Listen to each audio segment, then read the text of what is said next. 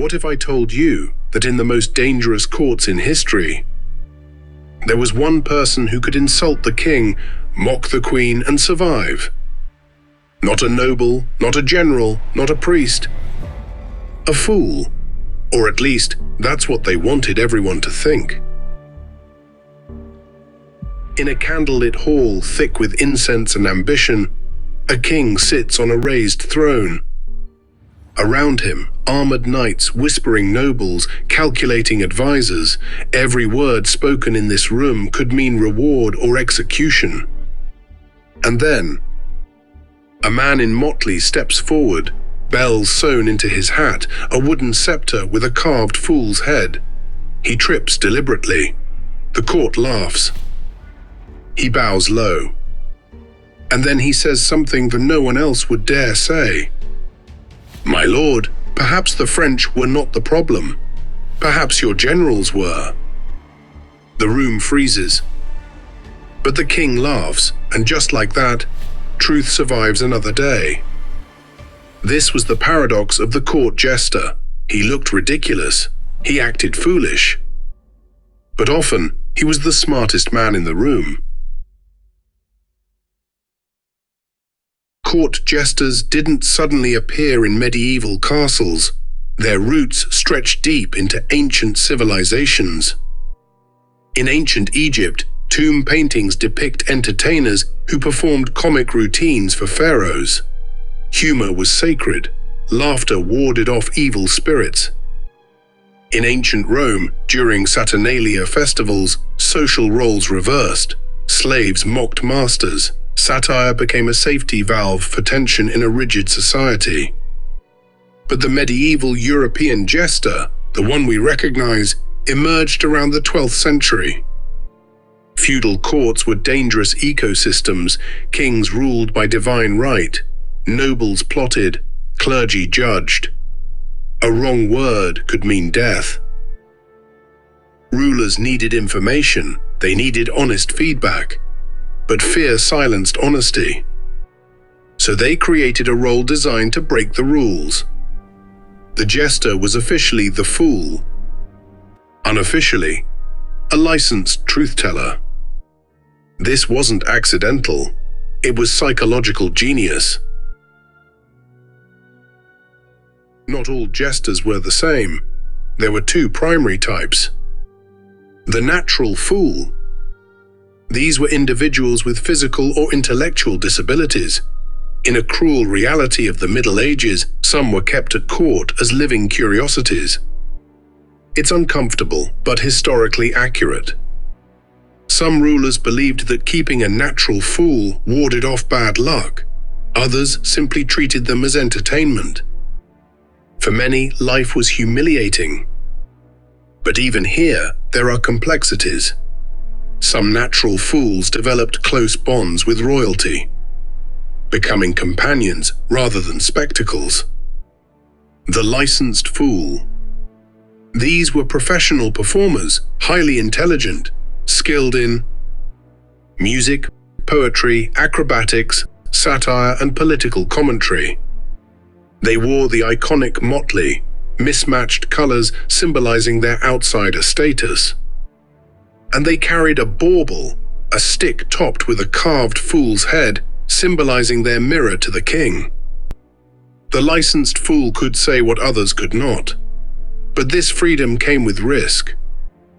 Because the king's laughter was protection, and if the king stopped laughing, so did your heartbeat. Some jesters became powerful figures. Take Henry VIII. His jester, Will Sommers, served him for over 2 decades. Henry VIII executed wives, he executed friends, he executed advisors. But Will Sommers survived. Why? Because he could gently mock Henry's temper. Because he could distract him. Because he could soften his rage. There's evidence that Sommers even influenced policy by framing criticism as humor. In France, Francis I employed a jester named Triboulet, known for savage wit. Legend says Triboulet once insulted a nobleman so severely that he was sentenced to death. The king, amused, offered him one mercy: choose how he would die. Triboulet replied, "Good sire, I choose to die of old age." He lived. This was the razor's edge jesters walked daily. Their weapon wasn't steel. It was timing. But here's the twist.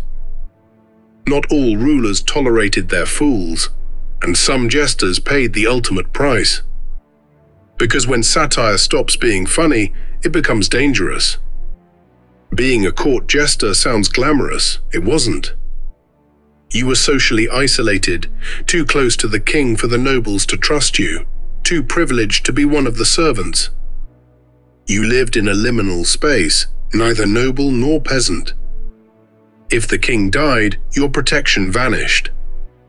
New rulers often dismissed or exiled court fools associated with their predecessor. And sometimes, humor went too far. There are recorded cases of jesters imprisoned or beaten for jokes that struck political nerves. Freedom of speech didn't exist. There was only the illusion of it, granted by mood. The fool's survival depended entirely on reading the emotional temperature of the throne. It was political theater with lethal consequences. Court jesters weren't limited to England and France. Spanish courts under Philip IV featured prominent fools, often painted in portraits alongside royalty. Russian czars kept jesters, though their satire was more tightly controlled. Scottish and Holy Roman courts maintained fools well into the Renaissance. Even as Europe modernized, rulers clung to their jesters. Why?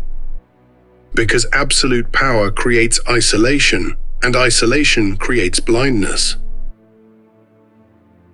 By the 17th and 18th centuries, court jesters began fading away. The Enlightenment changed everything.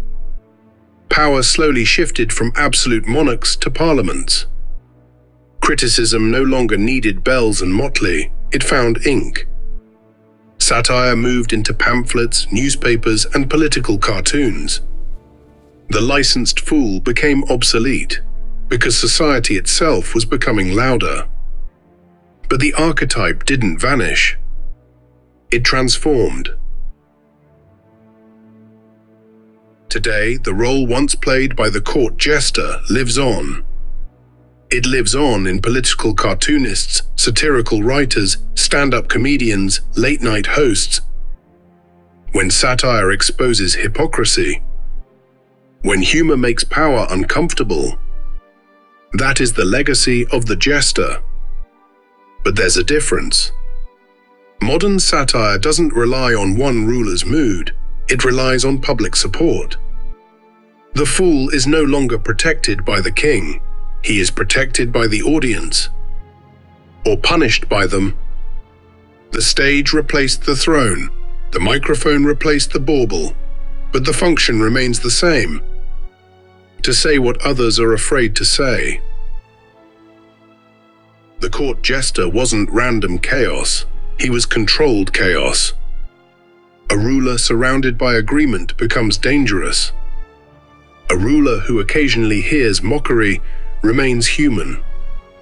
Jesters were emotional regulators, pressure valves, social shock absorbers. They used humor to deliver medicine kings wouldn't swallow otherwise. And sometimes they saved lives by preventing wars born of ego. History remembers kings, but occasionally, it was the fool who kept the kingdom stable.